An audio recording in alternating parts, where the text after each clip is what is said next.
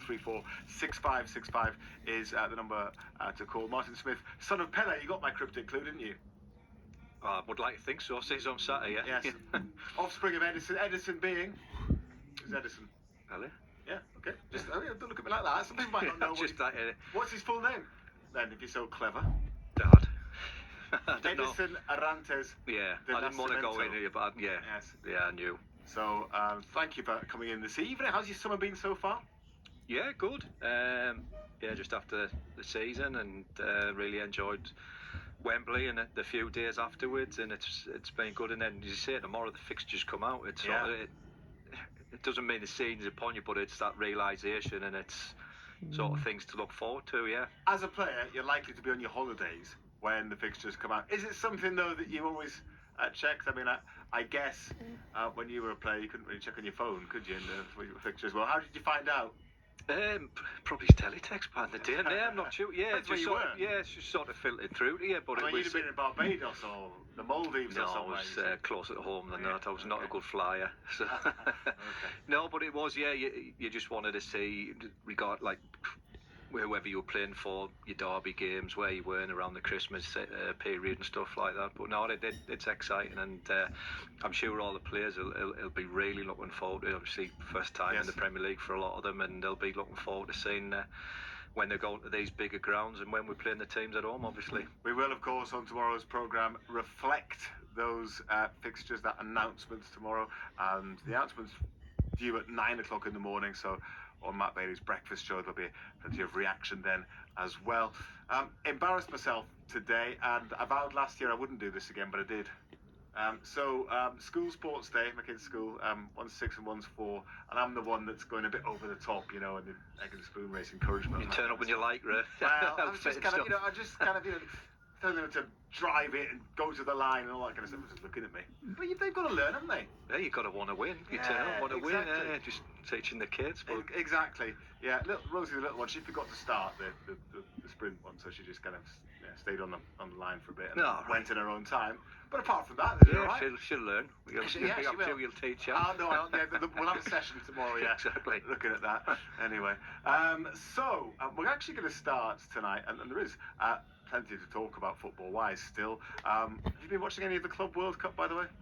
I flipped in and out of it. It's not something I've really took a lot of notes of. That's more than I have, or anyone that's been in touch with the show has. So you've done well. So you can be our expert on that. I'll be honest, it was Monday night last night. There was no 2020 cricket on. There was nothing, so it was sort of limited to what you watch. Yeah, so I put it on. Yeah. But we're going to actually start with the club from which there is most news this week in the North East. That's Gateshead, who have a new manager, of course, in Alan Armstrong.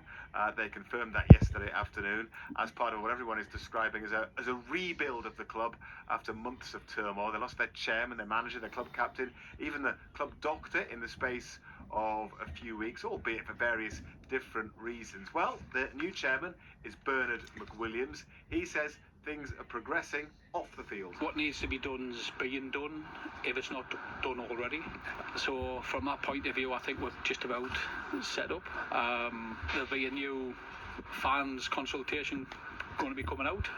Very keen to put it out and ask the fans directly certain topics, certain issues, and get a feel. I think we pretty much know where they're at. And I know this thing with Alan's pretty 50-50. Some think, is the worst thing. Some think it's great. But it'll develop and will show that I feel that he understands who we are, he understands where we're at. And from that point of view, we'll be able to put it back on track quickly. Well, Gateshead are still under a FIFA-imposed transfer ban, which means they can't register any new players yet, which I guess is a bit of an issue. But their new manager, Alan Armstrong, says he has got decisions to make about existing players. I've got to look at what I've got here first and foremost, and who wants to be here. I've said that these lads have got to want to play for Gateshead Football Club. Some might want to be away. That's something that we'll deal with, but ultimately they need to want to play for this club. Supporters, as you've said, been accustomed to watching very good football and relatively successful football, despite not necessarily knowing how much effort had been required off the field to get that. Do they need to temper expectations a little bit this season? Is that part of the message right now? Yeah, without a doubt. You look at the player turnover that they went through last year and the year before to get into them positions. That's not cheap. unfortunately that doesn't come cheap, and we know where we are now. Say we went through with Byrne the board and went through the figures, and we know where we are, and we've just got to be a little bit more realistic. But I've done it before, and fingers crossed I'll do it again. And you never know in football, it could be a surprise package. That's football for you. Things change really quickly. Well, Alan Armstrong, he did confirm that defender Kenton Richardson will be the new club captain, taking over from Greg Ollie. And Gateshead fans would love to hear from you. We're going to talk a bit more about this. We're going to hear some more of the interviews that Colin White did with both Armstrong and Bernard McWilliams earlier today.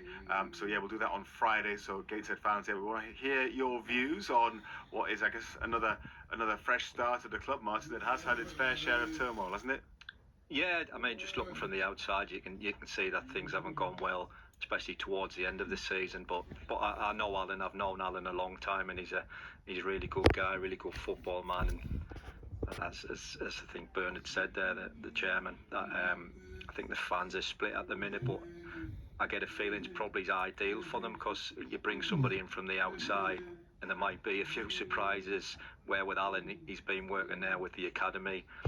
He probably knows everything, so he's geared up and sort of ready to go and to deal with the problems that he knows there. So he's also got experience of managing as well. Yeah, so he has. Yeah, with Blythe and Darlington, I think he went into very similar situations. Obviously, not a full time and not as high up the pyramid as Gateshead are, but he's used to dealing with maybe a restricted budget and finding good young talent. Even when he was at Darlington and Blythe, he managed to sell players on, and he done well with what he had to work with at them places. So no, I know I spoke to him, and he's really looking forward to it, and just wish him all the best. And as you say, with Gateshead, they've had a really good couple of years, and I think people from the outside, I think that they were maybe just punching a little bit above the weight in terms of where the wage bill and stuff was.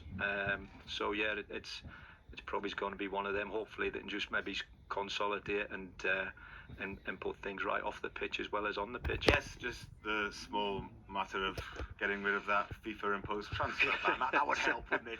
That would do, yeah, because he's lost a few players, so it will be nice to be able to bring a few in. Indeed, yes. So that's the latest from Gateshead. Then, as I say, a bit more later this week. 08000 321 333 on WhatsApp, 81333 on text. Start your messages with the letters BBC. There's been a lot of speculation about various players that Sunderland might be interested in, Martin. I'm not going to ask for your opinion on all of them, any of them really, because a lot of them I suspect you've never even heard of until they were linked. There is one that's kind of come back again into today's speculation columns. He's called Matisse Ablin. He's a striker at Nantes, and he's been linked with Sunderland a couple of times, but it does seem unlikely now, because Nantes are holding out for a very big fee for him.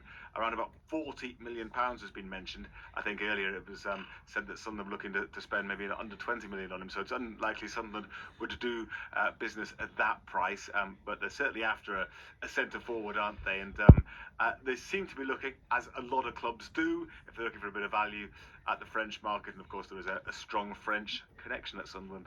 Yeah, as you said, I think that probably is not a market we're going to be looking at. 40 million, it will be a lot of money, but no, as you say, the speculations there's a lot of names, and I think you drive yourself mad if you keep looking at them every day and going through and seeing who they are. But it's one of them where, look, we do need to bring players in. Hopefully there's a bit of experience, and we do spend a bit of money to strengthen the squad. Yeah.